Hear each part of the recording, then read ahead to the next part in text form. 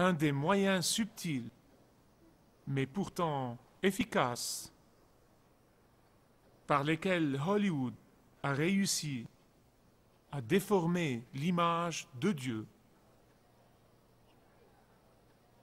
était de déformer l'image du père de famille.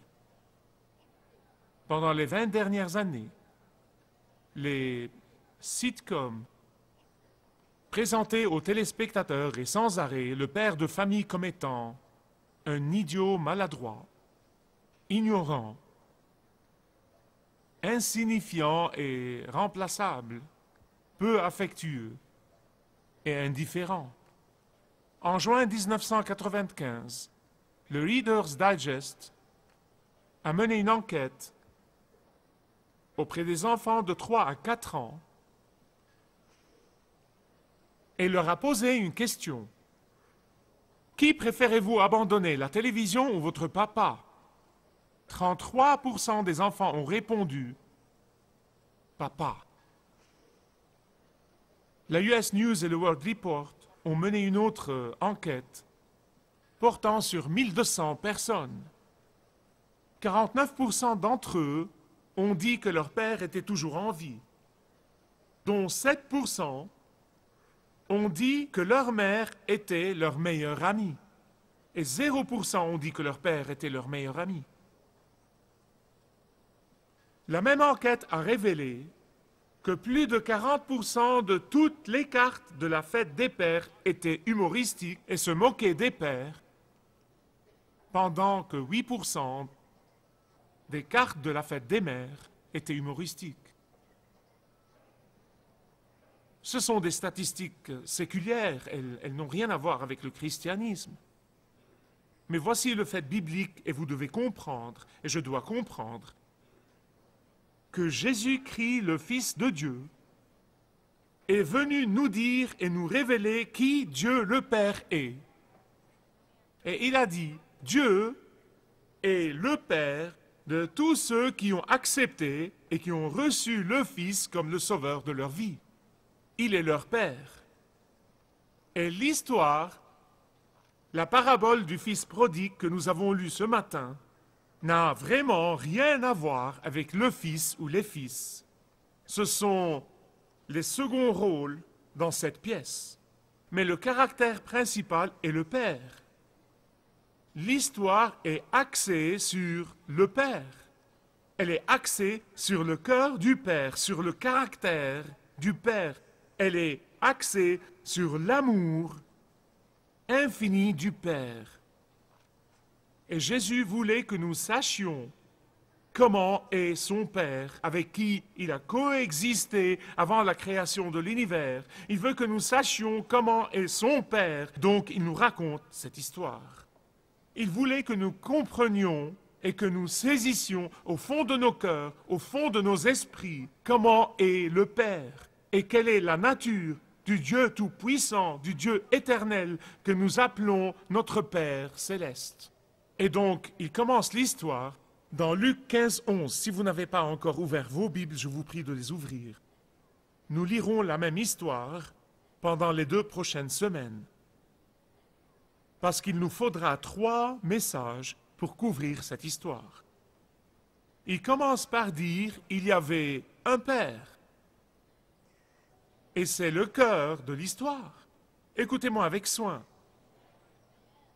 Que nous ayons eu, vous et moi, ou que nous ayons maintenant de bons ou pas de si bons pères, là n'est pas la question. Que nous ayons, vous et moi, eu des pères qui sont sévères ou des pères gentils, là n'est pas la question. Que nous ayons, vous et moi, eu ou que nous ayons maintenant des pères adorables ou des pères abusifs, là n'est pas la question. Jésus veut que nous sachions comment est Dieu le Père. Le Seigneur Jésus-Christ veut que nous sachions comment est le Père céleste. Et par conséquent, écoutez-moi bien, tout enseignement saint et prédication saine et pensée saine doivent commencer avec le Père. Ils doivent commencer avec le Père. Ils doivent commencer avec le Père, ils doivent focaliser sur le Père. Les gens et les églises et les institutions se lancent dans de faux systèmes de croyances et finissent par abandonner la foi parce qu'ils ne commencent pas avec le Père. Ils commencent avec moi et mes besoins. Ils commencent avec moi et ma vie. Ils commencent avec moi et ma famille. Ils commencent avec moi et mes sentiments. Il n'y a pas de mal à ça, en soi. Il n'y a pas de mal à ces choses en elles-mêmes. Mais elles ne doivent pas être ma priorité. Pourquoi? Parce que quand Dieu le Père est ma priorité absolue et votre priorité absolue, moi et mes besoins, vous et vos besoins seront couverts selon ses richesses en gloire. À travers l'histoire moderne, et peut-être même à travers toute l'histoire, il n'y a pas eu une génération aussi égocentrique que la présente génération. Quand moi et mes besoins sommes la priorité, c'est comme si je buvais de l'eau salée. Et naturellement, quand vous buvez de l'eau salée, plus vous buvez, plus vous êtes assoiffé. Et plus vous buvez, plus vous êtes assoiffé, rien n'étanchera votre soif. Et donc, nous avons comme nation et comme civilisation créé une industrie de milliards et de milliards de dollars pour que les gens deviennent dépendants de ceux qui leur parlent d'eux et de leurs besoins, et d'eux et de leurs besoins, et d'eux et de leurs besoins. Il y a des églises entières qui focalisent entièrement sur moi et mes besoins, et c'est un cycle vicieux. Plus ils boivent de l'eau salée, plus ils ont soif, et plus ils deviennent dépendants, non pas de Dieu, mais des autres. Le mot hébreu « Abba » est un mot tellement riche, c'est un mot tellement puissant, c'est un mot tellement rempli d'émotions. Il est tellement vaste que je suis personnellement convaincu que nous ne le comprendrons jamais à fond avant de voir notre Père céleste au ciel, face à face. Et c'est pourquoi c'était tellement important que Jésus nous révèle à vous et à moi, et révèle également à toutes les générations ultérieures comment est vraiment son Père. Il y avait une image tellement déformée du Père, même du temps de Jésus, qu'il a essayé de mettre les choses au clair. Et il veut que nous sachions ce que ça fait à Dieu de voir un de ses enfants suivre délibérément et obstinément son chemin. Il veut que nous sachions ce que ça fait à Dieu de voir un de ses enfants mener sa vie comme si Dieu le Père n'existait pas. Il veut que nous sachions ce que ça lui fait de voir un de ses enfants prendre toutes les bénédictions et toutes les ressources de la main du Père, puis l'ignorer complètement. Il veut que nous sachions ce que ça fait au Père de voir qu'un de ses enfants ne pense même pas à venir à lui, à moins d'être désespéré et d'avoir vraiment besoin de quelque chose. De voir ses enfants mener leur vie indifférents envers lui. Et c'est ce qu'il nous dit dans l'exemple du jeune fils dans l'histoire. Mais nous voyons aussi ce que ça fait au Père de voir certains de ses enfants mener une vie superficielle, axée sur les rituels et la tradition. Ils peuvent même aller à l'église et faire partie de la chorale. Ils sont à la maison, mais leur cœur est dans le pays éloigné, comme nous le verrons dans l'histoire du fils aîné. C'est le troisième dans la série de messages intitulé « Le Dieu qui nous poursuit ». Nous avons vu d'abord l'histoire de la brebis perdue, puis nous avons vu l'histoire de la pièce perdue. Et là, il nous raconte l'histoire des deux fils perdus. Juste comme la brebis et la pièce. Un fils s'est perdu dans le pays éloigné et l'autre s'est perdu à la maison. Mais il y a une chose très, ça fait combien de traits? Très importante, que je ne veux pas que vous manquiez. Et la voici. Quand la brebis s'est naïvement égarée dans le désert, le berger l'a poursuivie. Et il n'y a eu de repos avant de l'avoir portée sur ses épaules et raccompagnée. Et quand la femme a perdu sa bague, une partie de sa bague de fiançailles, cette pièce, qui était dans le samedi qu'elle portait à ses fiançailles, quand elle a perdu cette pièce par suite de négligence, par suite d'insouciance, elle a cherché diligemment jusqu'à ce qu'elle l'ait trouvée.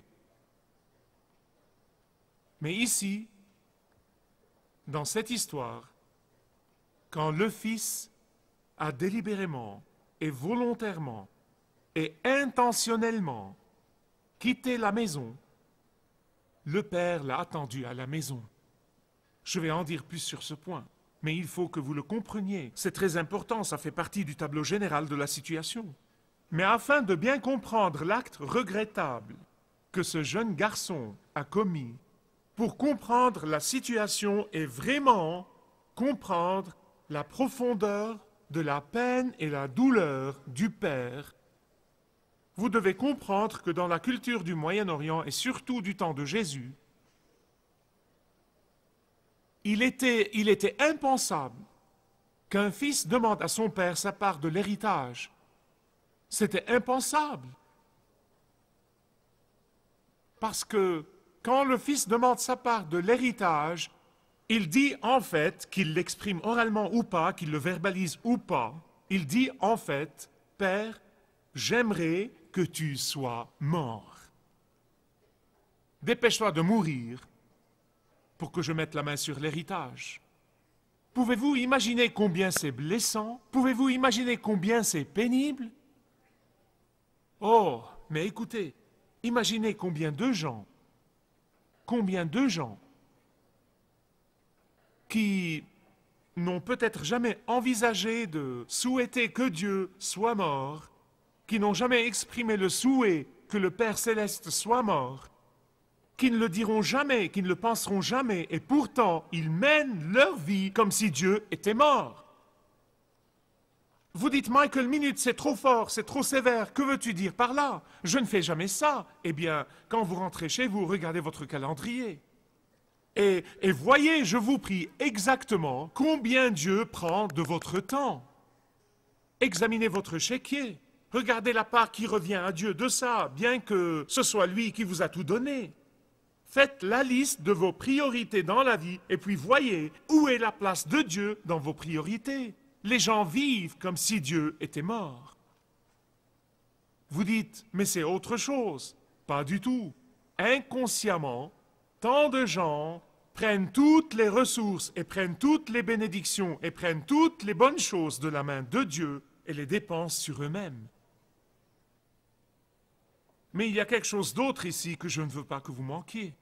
La réaction des pharisiens et des scribes auxquels parlait Jésus. Non, mais ils ont dû être absolument choqués et absolument stupéfaits. Ils ont dû en rester bouche bée et ouvrir grand les yeux parce qu'ils avaient du mal à croire ce qu'ils venaient d'entendre. Je vais l'expliquer dans son contexte. En ce temps-là, si un fils venait dire à son père « Donne-moi la part du bien que je devrais hériter quand tu seras mort », vous savez, la seule chose qu'il recevrait, c'est « C'est une bonne raclée ».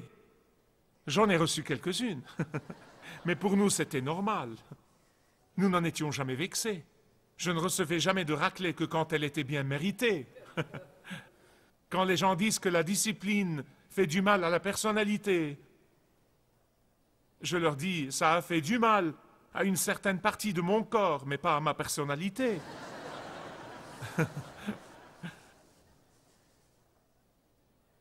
Et les gens qui écoutaient Jésus à ce moment-là étaient absolument stupéfaits. Non, mais ils disaient, hein? Es-tu sérieux? Le Père a fait quoi? Es-tu sérieux? Est-ce que ce qu'il a fait est pour de vrai? Mais ça devient plus marrant que ça.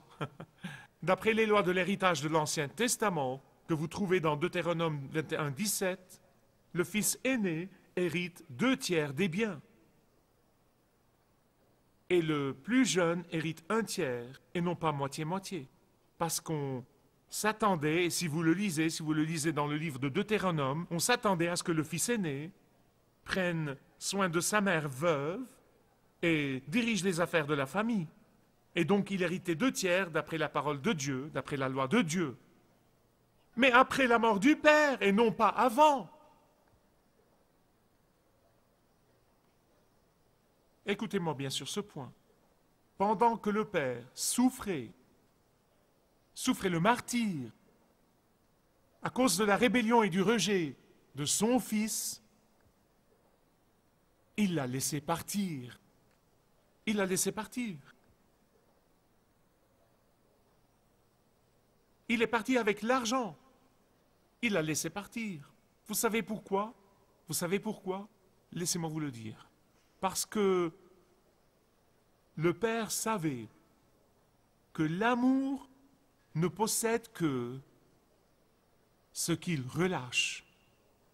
Il aurait pu essayer de l'arrêter. Je connais des gens qui auraient arrêté leurs enfants et qui auraient pleuré et dit « Fils, que fais-tu? Que fais-tu » Mais il n'a pas fait ça, il l'a laissé partir. Évidemment, il aurait pu embaucher un détective privé pour le suivre et le poursuivre de très près et tenir le père informé, mais non. Il aurait pu envoyer un de ses serviteurs pour être à ses côtés, pour l'aider. Non, non, non, non, non. Car de cette façon, il n'allait jamais revenir à la raison. Certains d'entre vous sont peut-être dans la même situation. Vous avez le cœur brisé à cause de quelqu'un dans votre vie. Et vous traversez en ce moment votre propre Gethsémani. Vos oreillers sont trempés de larmes. Et vous avez tellement mal que vous n'en pouvez plus. S'il vous plaît, écoutez la voix du Père qui vous dit « Je sais ce que vous endurez. J'éprouve cette même douleur quand un de mes enfants ne vit que pour lui-même. Comprenez s'il vous plaît que j'éprouve cette même douleur quand un de mes enfants insiste à suivre son propre chemin. Comprenez s'il vous plaît que j'éprouve cette même douleur quand un de mes enfants est infidèle à moi. Comprenez s'il vous plaît que j'éprouve cette même douleur quand un de mes enfants me renie devant les hommes.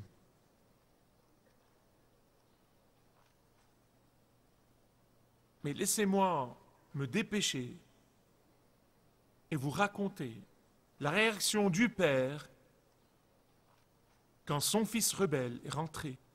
C'est ma partie préférée de cette histoire, réellement. Et je prie qu'elle le sera jusqu'au jour où je verrai Jésus face à face. C'est ma partie préférée.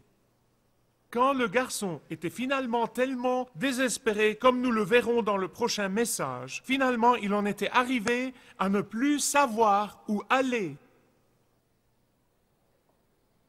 Et finalement, ce garçon revient à la raison.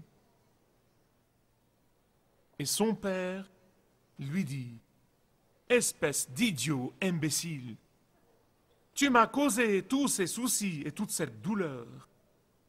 Oh, espèce d'idiot, maintenant tu rentres à la maison parce que tu es désespéré. » Le père a dit au fils « Tu as rêvé de devenir un gros bonnet dans la grande ville, de mener la grande vie. Et regarde-toi maintenant. Écoute, mon garçon, tu dois mériter mon pardon. Tu dois travailler pour gagner ton pain. Tu dois t'humilier maintenant et prouver que tu t'es repenti. » Le père a-t-il dit ça? Le père l'a-t-il dit? Là-haut sur le balcon. Mais écoutez, c'est exactement ce que les pères qui écoutaient Jésus auraient fait dans une situation pareille.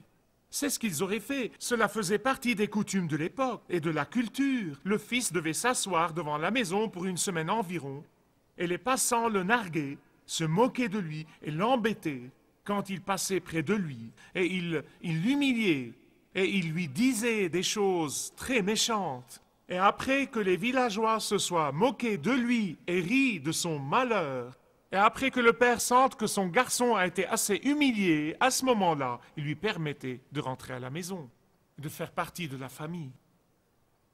Ah, mais ceci n'est pas arrivé.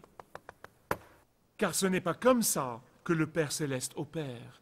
Ce n'est pas comme ça que le Père Céleste réagit. Et c'est ce que Jésus essayait de leur inculquer.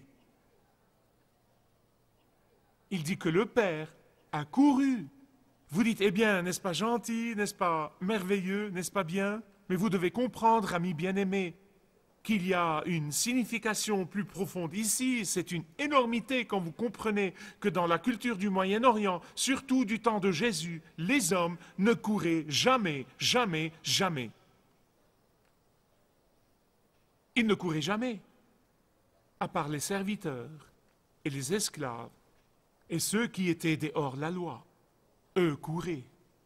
Un homme qui est digne, un père digne comme dans cette histoire, ne court jamais. Jamais. Et ce n'est pas comme les hommes blancs qui ne peuvent pas sauter. Ces hommes-là ne couraient pas, point final. Non mais c'était vraiment quelque chose. Les hommes ne couraient jamais. Et c'est pourquoi c'est une partie importante de cette histoire, une partie énorme de cette histoire. Courir est une forme d'humiliation. Courir est une forme de dégradation. Pouvez-vous voir la croix ici? Pouvez-vous voir la croix? Levez la main. Là où le Père s'est humilié et s'est dégradé dans le Fils, pendu à cette croix pour mourir pour tous ceux qui viendraient à lui et demanderaient son pardon. Peut-être que certains d'entre vous ici sont dans le pays éloigné. Et le Seigneur vous a amené ici pour écouter ce message. Allez-vous y répondre? Si vous n'avez jamais reçu Jésus comme le sauveur de votre âme et le Seigneur de votre vie, si vous n'avez jamais senti l'étreinte chaleureuse, si vous n'avez jamais compris ce que c'est que d'être libre de la culpabilité et du péché, aujourd'hui vous pouvez rentrer à la maison. Vous pouvez rentrer à la maison et le Père vous étreindra. Et le Père vous pardonnera. Et le Père vous raccompagnera. Il vous couvrira de la robe de la justice de Jésus. Et il vous appellera fille et fils. Et il vous adoptera. Et une fois que vous êtes adopté dans sa famille, vous ne partirez plus jamais. Jésus a dit, ceux que le Père m'a donnés, aucun d'entre eux n'est perdu. Vous voyez, cela ne dépend pas de vous, cela dépend de lui. Et il vous serre dans ses bras puissants. Si vous désirez connaître Dieu d'une manière personnelle, demandez le livret « Retrouvez la joie que vous avez toujours désirée » et vous pourrez découvrir l'amour de Dieu pour vous et apprendre comment expérimenter son pardon.